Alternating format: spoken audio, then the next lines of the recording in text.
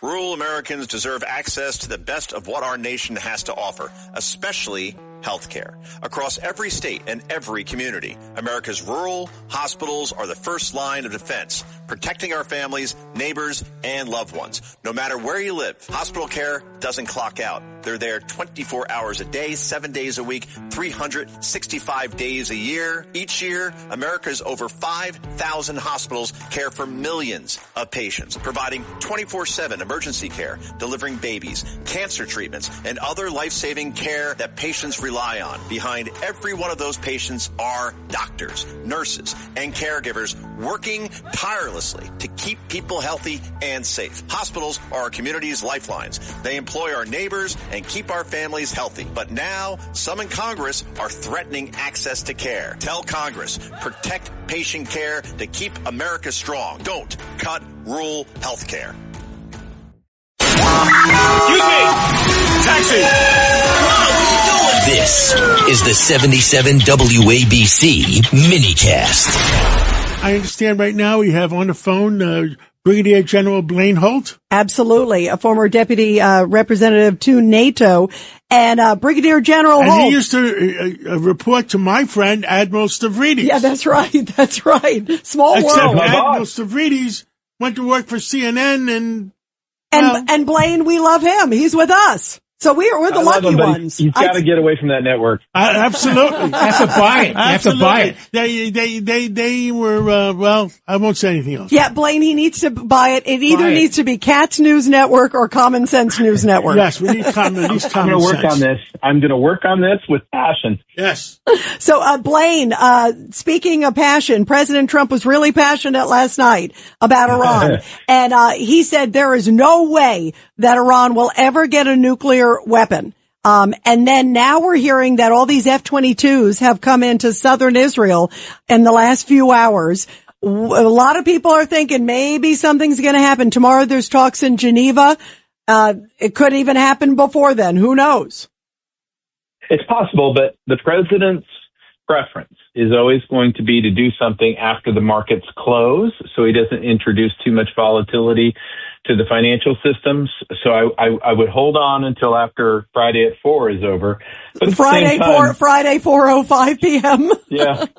So at the same time, what I would say is whether it's F-22s or AWACS, C-17s, B-2 bombers, look, the president just keeps on putting more pressure on the pile, trying to get Iran to understand not only are their dreams of being a nuclear nation not going to come to fruition, but now that they've executed more than 50,000 of their own, we don't believe there's viability in the regime at all. And what we would like to do is to put the advantage into the Iranian revolutionaries' hands without hijacking their revolution.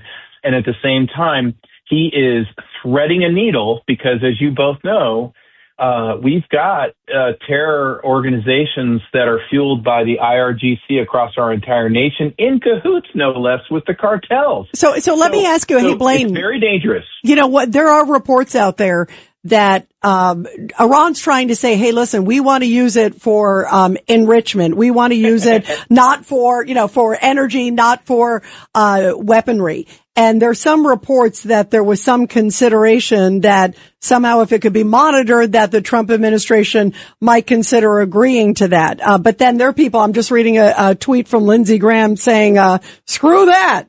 These are religious zealots. Yeah, there's no gray. Yeah, I agree with Lindsey Graham. Lindsey Graham. I think they're just buying time. Yeah, and how can you ever trust them? That's what they always say, and then they start building devices.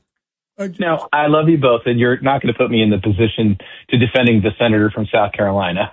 However, wait a minute, I went to University of South Carolina, so go ahead. Yes, you did. I understand you're a Gamecock, and I am a Georgia Bulldog, but we still love each other. That's true. So here's the thing. No, Lindsay and I really mixed it up pretty bad on my last altercation with a U.S. senator when I was on active duty.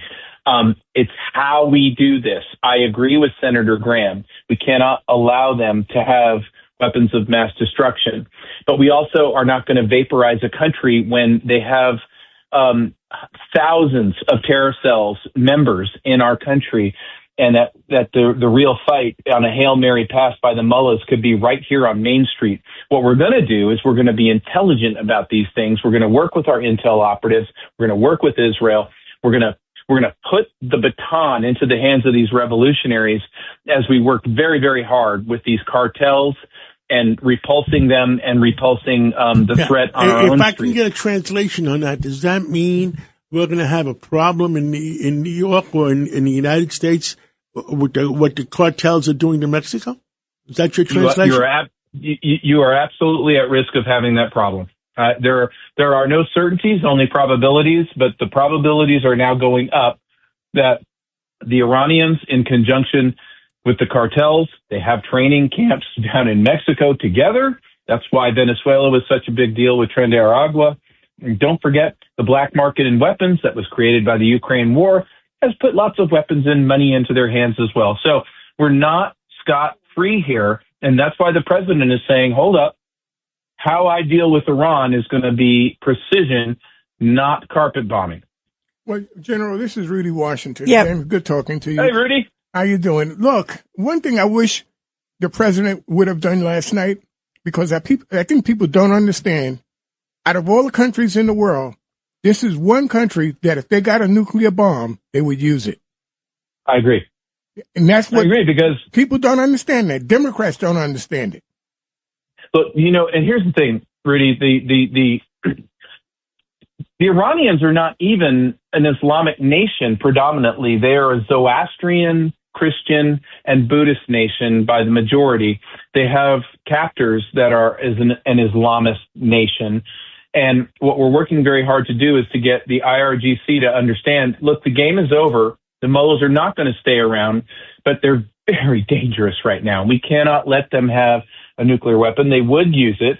And so it's not that we're not going to it's not that we're going to allow this to happen. It's how we diffuse and take out this threat that is so important, because that threat, because of the Biden administration, is in and among and around us, and it's around you right there in New York City.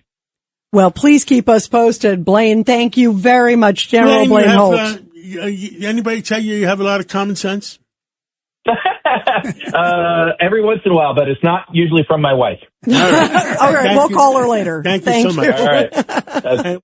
Rural Americans deserve access to the best of what our nation has to offer, especially healthcare. Across every state and every community, America's rural hospitals are the first line of defense, protecting our families, neighbors, and loved ones. No matter where you live, hospital care doesn't clock out. They're there 24 hours a day, 7 days a week, 365 days a year. Each year, America's over 5,000 hospitals care for millions of patients, providing 24/7 emergency care, delivering babies, cancer treatments, and other life-saving care that patients rely on. Behind every one of those patients are doctors, nurses, and caregivers working tirelessly to keep people healthy and safe. Hospitals are our community's lifelines. They employ our neighbors and keep our families healthy. But now, some in Congress are threatening access to care. Tell Congress, protect patient care to keep America strong. Don't cut rural health care.